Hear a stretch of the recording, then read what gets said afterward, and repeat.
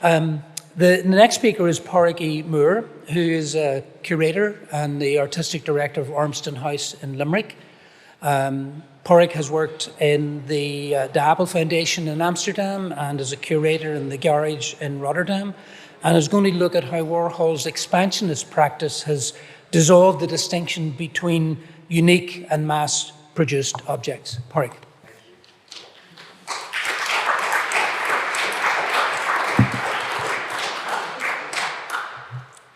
Hi, everyone. So, let me just make sure I'm au fait with this. Yeah, okay. So, the title of my paper today is The Mass-Produced Fetish. Sorry, the title of my paper today is Editions of You. And in this paper, I'm going to explore how Warhol's oeuvre is incomparable to that of any other 20th century artist. Because it's not really restricted or anchored to a finite number of artworks, as Alice has just taken us through. Instead, Warhol's opus is essentially a cultural phenomenon in which traditional distinctions between unique and mass-produced objects are obfuscated. I'm going to focus in particular on Warhol's record sleeve designs today, which exemplify his ability to create stylistically innovative images that still flow through the conduits of mass culture. Designed to be collected by multitudes, these sleeves, numbering over 50 in total, highlight the importance of repetition to Warhol's mission, but also his expansionist strategy, which saw him constantly seeking out and creating new markets. If Warhol was a mirror to his age, then he reflected the intense neoliberalism and financialization of the late 1970s. He also presaged the idea of the entrepreneur as creative maverick, which flourishes in the current epoch. And several of Warhol's sleeves have achieved legendary status, and I'll touch upon some of these while also taking a look at some lesser-known designs, which indirectly show how Warhol's aesthetic developed from the 50s to the 80s, which is also something the exhibition in Hugh Lane demonstrates. As a quick aside, the title of my paper, Editions of You, is borrowed from a track released by Roxy Music in 1973. Roxy Music wouldn't have existed without Richard Hamilton, and it can be argued that Hamilton was to Roxy Music what Warhol was to the Velvet Underground.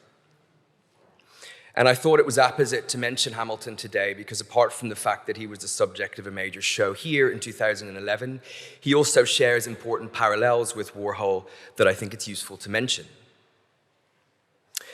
So Hamilton was a member of the Independent Group, a collection of artists and thinkers who analyzed the post-war proliferation of mass media and essentially inaugurated pop in Britain. In 1957, Hamilton wrote a letter to fellow members proposing the following table of characteristics as a first step in his analysis of pop. According to Hamilton, pop is popular, transient, expendable, low cost, mass-produced, young, witty, sexy, gimmicky, glamorous, big business. Over half a century later, pinning down pop's characteristics remains contentious. Works continually flow in and out from under its designation. Pop's identification with the 60s has loosened over time, as contemporary artists continue to reference that decade's visual vocabulary. I wanted to begin with Hamilton because there are a number of important comparisons with Warhol, which we'll look at, and as I'm going to explore, both designed record sleeves and both served as mentors to bands who married avant-garde strategies with pop music. In '68, Hamilton designed the cover of the Beatles' White Album, and the previous year, Warhol designed the sleeve for the Velvet Underground, which I'm going to talk about shortly. And the artist and collector Rutherford Chang owns a growing collection of the band's self-titled '68 record. You can see here, this is copies of the White Album, which he is continuing to collect and occasionally exhibit. I'm going to punctuate my presentation with a few anecdotes that I'm hoping will just exemplify, to use that word again, ubiquity of Warhol's oeuvre, and also highlight the way in which his work intertwines with all of our lives. So the first anecdote I'm going to share with you is that last March I bought this 7-inch single of Muscles by Diana Ross for €1 in a flea market in Brussels. And this sleeve stood out amidst the hundreds of singles that were piled carelessly into the dusty plastic box that I encountered in the flea market. And as you can see, there's no text or no title on the sleeve, but the way that the recording artist, Diana Ross, is portrayed by Warhol is instantly recognizable. Ross's face looks like it's been illuminated by a flashbulb that reflects her glossy cherry red lipstick. There is a copy of Muscles 7-inch in the MoMA collection that's identical to the one that I acquired at the flea market. The divergent lives of these objects, one circulating as disposable flotsam, the other archived in carefully controlled conditions, is instructive, exemplifying the uniqueness of Warhol. Here we see an example of how he produced artworks, the aura of which are in fact increased via multiplication.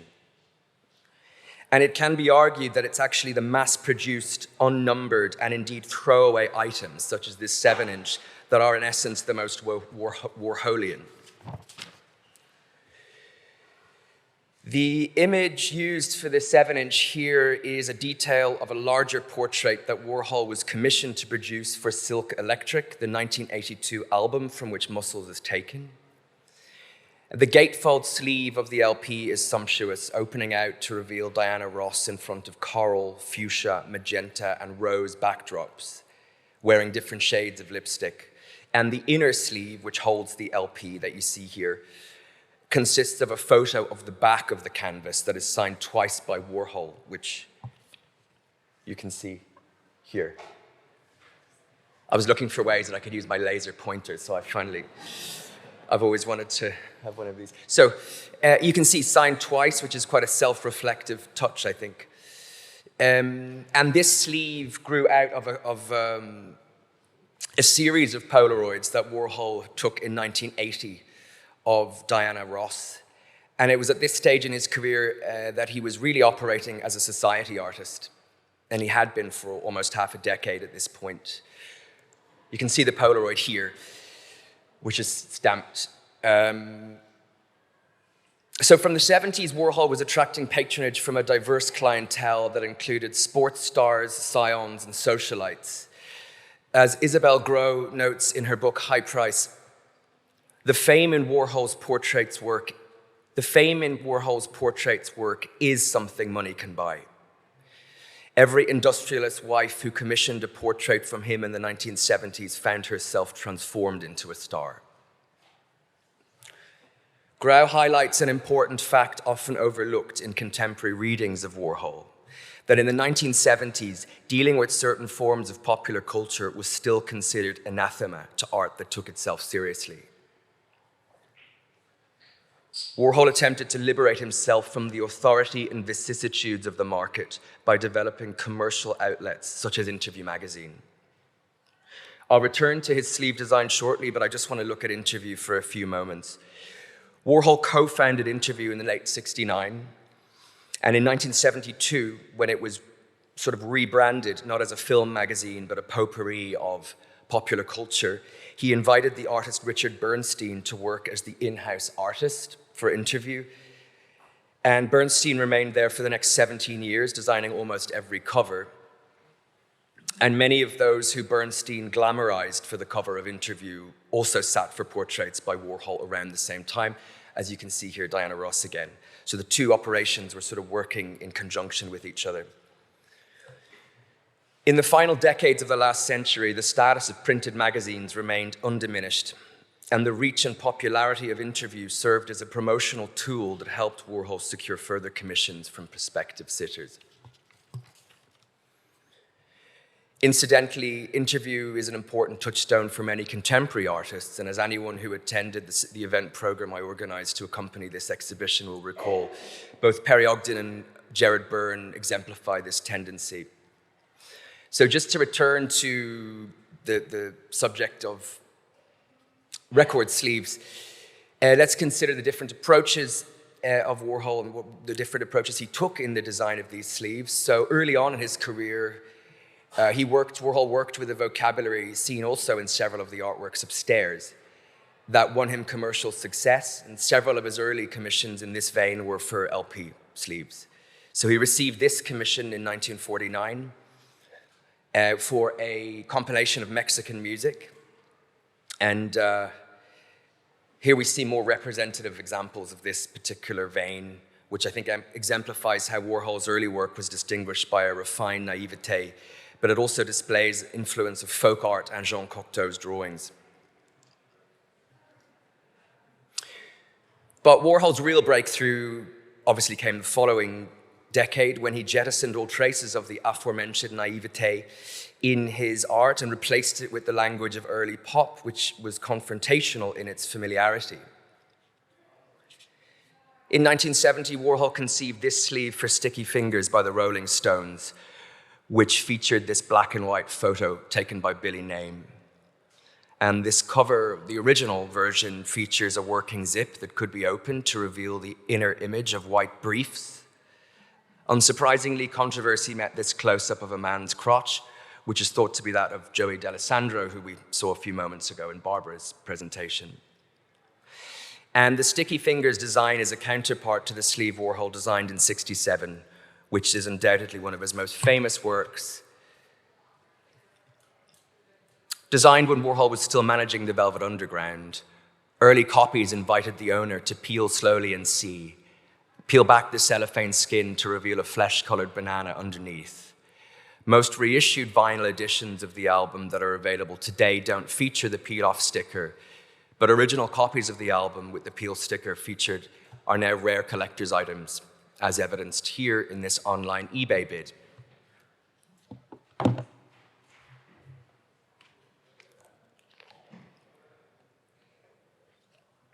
To share the next anecdote,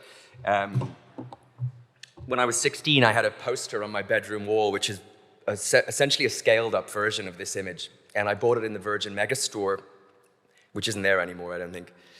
And at that time, several of my friends and I owned this CD. It's a compilation, The Best of Lou Reed and the Velvet Underground, and it came out in the mid-90s with this ersatz Warhol art on the cover. And I'm also sharing this image of me in 1997 when I was in the midst of my Velvet Underground phase, just to underscore again the perennial return of engagement with Warhol and his milieu. I've got my head inside a drum there, So while this fascination with Warhol is constant, it does intensify in perennial waves. The current moment is comparable to that of the mid to late 90s, when Warhol mania was fueled by several depictions of the artist via cinema. 1996 saw the release of I Shot Andy Warhol, directed by Mary Harron, and Basquiat, directed by Julian Schnabel, in which Bowie played Warhol. And I saw these films soon after they were released, and both offered alluring insights into a variety of cultural phenomena that were alien to me at the time. But even more formative was the experience of visiting the major Warhol retrospective that took place at the Irish Museum of Modern Art in 1997, the title of which was After the Party, and if I'm not mistaken, was curated by Declan here. So this show at Hugh Lane is the only major Warhol show to have taken place since then, and some of the artworks, I think, were featured in both shows. Again, I touch upon these anecdotes just to emphasize how unique a lot of this material seemed to me at the time pre-internet. That uniqueness of seeing these artworks in a relatively provincial city in the late 1990s has stayed with me. The revivification of Warhol appears to be constant, and it shows no signs of abating. In addition to exhibitions like this one at the Hugh Lane, we've seen the especially long Netflix docuseries, The Andy Warhol Diaries, which Alice just mentioned. and the BBC series Warhol's America. The Warhol Diaries are notable because they used artificial intelligence to recreate the voice of Warhol. Each installment opened with the statement, "Andy's voice in this series is recreated using an AI program with Andy Warhol Foundation's permission." And following this introduction, each chapter follows a similar format, whereby AI Andy reads excerpts from the diary that real Andy once dictated to writer and confidant Pat Hackett. The combination of unrequited longing, quotidian minutiae, and often genuinely profound insights are interpolated with talking heads sharing subjective reflections or historical analysis. Andy's AI voice was made possible via material that existed because of a collaboration between Warhol and AVG Technologies, a company known for designing interactive product displays and special effects for theme parks and movies. The plan was that the robot, known as A2W2, would be the centerpiece of a multimedia roadshow entitled Andy Warhol's Overexposed, a no-man show that was going to tour America and was co-produced by Warhol. This roadshow never actually came to fruition, but I think the fact that it was conceived at all highlights the extent of the Warhol Corporation's appetite to constantly expand into new commercial markets and territories. I mention this because it underscores the undead and perpetually vital aspect of Warhol's oeuvre. The extent of his penetration into popular culture means that he reproduced and recirculated himself into perpetuity. The mass circulation and the intertwining of himself into late 20th century culture means that he can never die and is perpetually recirculated and cannibalized. To some extent, Warhol was even cannibalizing his own material in the years before his death. In this video that I'm going to show you a brief excerpt of by The Cars, we see a kind of ersatz melange of films that fuse The Kiss with one of Paul Morrissey's films. And the protagonist in this video looks a lot like Joe D'Alessandro. Maybe if I could have some volume on that, please. Hello again.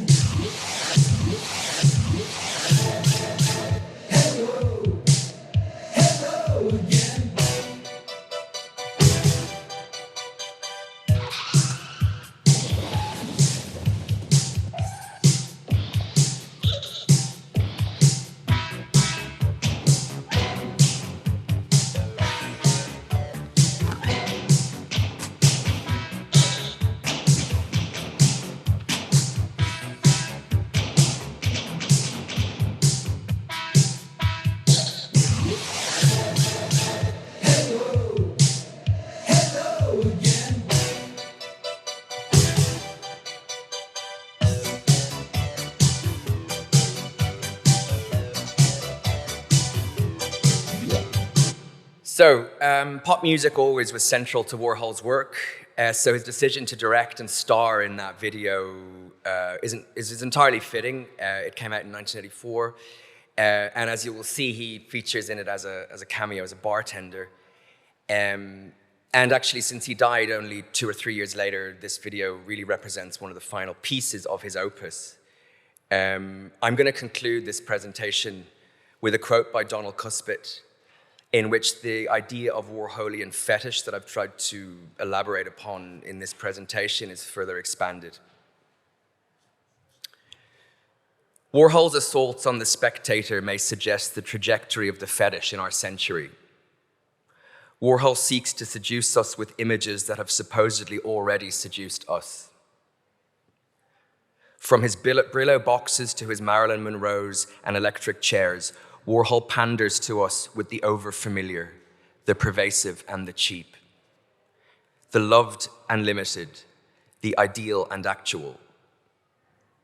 Warhol's work makes clear that the media creates seductive, thoroughly artificial fetish objects through its mechanical processes.